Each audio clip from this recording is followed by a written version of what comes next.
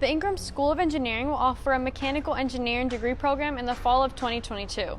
The program will emphasize Industry 4.0 tools and technologies.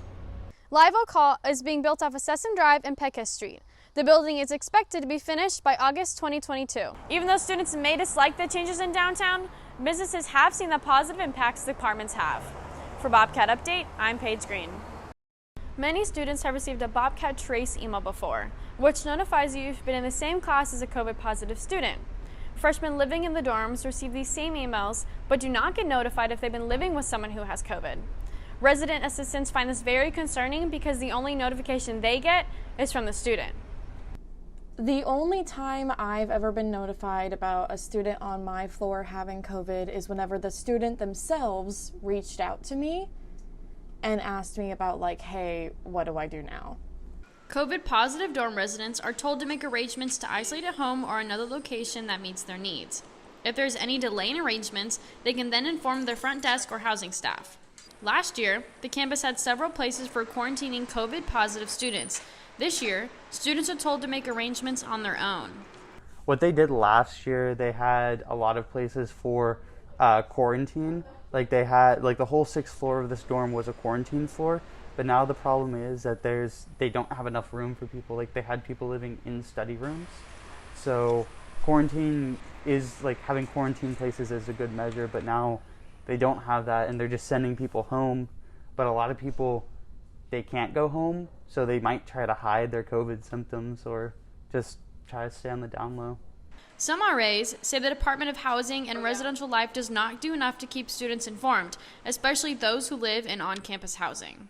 Whenever I have students asking about getting COVID or they're saying that they had COVID, I did not know unless I was notified by them. So DHRL is kind of keeping it under wraps who has COVID and who doesn't. COVID-positive students are told to isolate for 10 days before returning to campus housing. For Bobcat Update, I'm Paige Greene. Construction of a $10 million facility is underway. Live Oak Hall will be used for classes taught in the College of Fine Arts and Communication. The hall will be equipped with green screen technology and surround sound booths. The technologies will give students a hands-on experience. In the theater building, it's like the theater classes, the acting classes, the set design classes, costuming classes. It's like we're competing with them for like the tiniest little squares of classroom space, and now we're going to have our whole old new building that will have classroom space, but also like more editing bays, and it's just going to open things up for us in a way that's really exciting. The Theater and Dance Department at Texas State has had a 53% increase in enrollment over the past 5 years, with many of the new students choosing a concentration in film. The building will provide instruction in that area. It will also give the School of Journalism and Mass Communication a dedicated television studio for the first time. A new control room and studio will help the SJMC maintain its status as an accredited program. Lots more classes, lots more teachers, lots more equipment. It's growing into like a real film school now, which has been pretty exciting to see happen. Live Oak Hall is being built off of Sessom Drive and Pecos Street. The building is expected to be finished by August 2022. For Bobcat Update, I'm Paige Greene. This is homecoming week at Texas State, and many student organizations are hosting events to boost Bobcat spirit. One such organization is a Black Student Association, which is planning to crash the square in downtown St. Marcus tonight.